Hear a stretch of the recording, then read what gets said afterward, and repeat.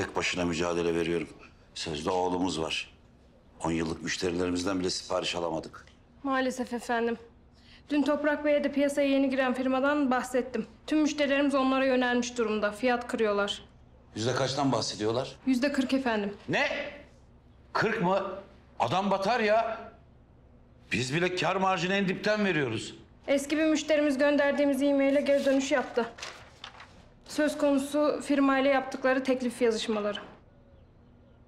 İyi de bunların derdi ticaret değil ki. Başka bir şey var bunun altında. Kimin nesiymiş öğrenebildiniz mi? Lavant Sparta diye bir şirket. Hakkında detaylı bilgiye ulaşamadık. Fuat Bey diye birinden bahsediyorlar. Yakında Isparta'ya şube açacağını da söylüyorlar. Neydi adı dedin? Fuat Bey, Hayır, şirketin ismini soruyorum. Lavant Sparta.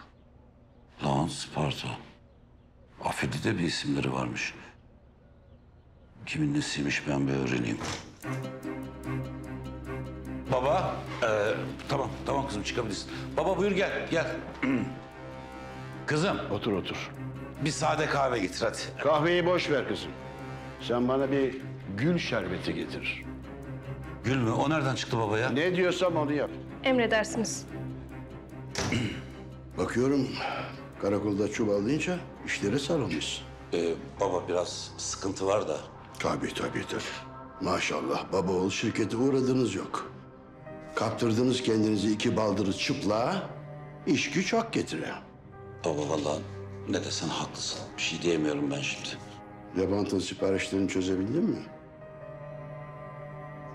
Evde oturuyorum diye işleri takip edemediğimi sanıyorsun değil mi? Siz giderken biz dönüyorduk.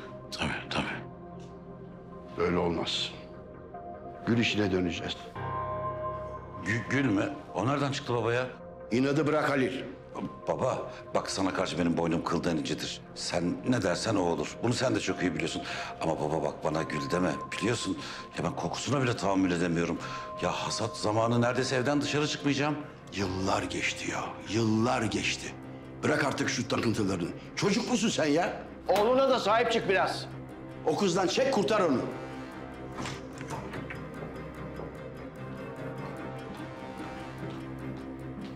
Kızım, onu Halil Bey'e ver, kana kana içsin. Gül şerbeti.